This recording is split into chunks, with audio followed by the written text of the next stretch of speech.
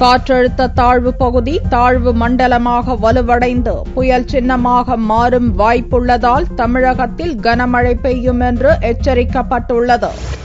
தென்மேற்கு வங்கக்கடல் பகுதியில் நிலவி வரும் தீவிர காற்றழுத்த தாழ்வு பகுதியானது தாழ்வு மண்டலமாக வலுப்பெற்றுள்ளது. வெள்ளிக்கிழமை காலை நிலவரப்படி இலங்கையின் திரிகோணமலைக்கு வடகிழக்கே 350 கிலோமீட்டர் தொலைவில் நிலை கொண்டுள்ளது. இது மேலும் வலுவடைந்து புயலாக மாறி அடுத்த 24 மணி நேரத்தில் வடக்கு நோக்கி நகர்ந்து பின் வடகிழக்கு திசையில் திரும்பும் என்று எதிர்பார்க்கப்படுகிறது.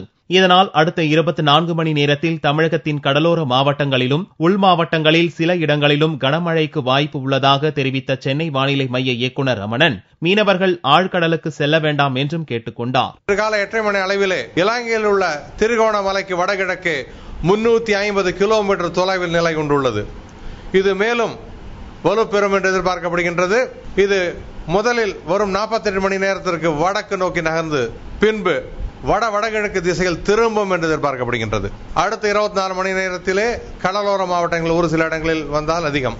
இந்த நிகழ்வு இருப்பதன் காரணமாக மீனவர்களை பொறுத்தவரை ஆழ்கடலுக்கு செல்ல வேண்டாம் என்று கேட்டுக் கொள்ளப்படுகின்றனர். கடலோரத்தில் உள்ள மீனவர்கள் கவனமாக இருக்குமாறு கேட்டுக் கொள்ளப்படுகின்றனர். சென்னை நகரை பொறுத்தவரை வானம் மேகமூட்டத்துடன் இருக்கும். நகரின் சில பகுதியில் லேசான மழை வருவதற்கான ஒரு வாய்ப்புண்டு. கடந்த 24 மணி நேரத்தில் தமிழகத்தில் அதிகப்படியாக திருப்பூண்டியில் 6 சென்டிமீட்டர் மழை பதிவாகி உள்ளது குறிப்பிடத்தக்கது.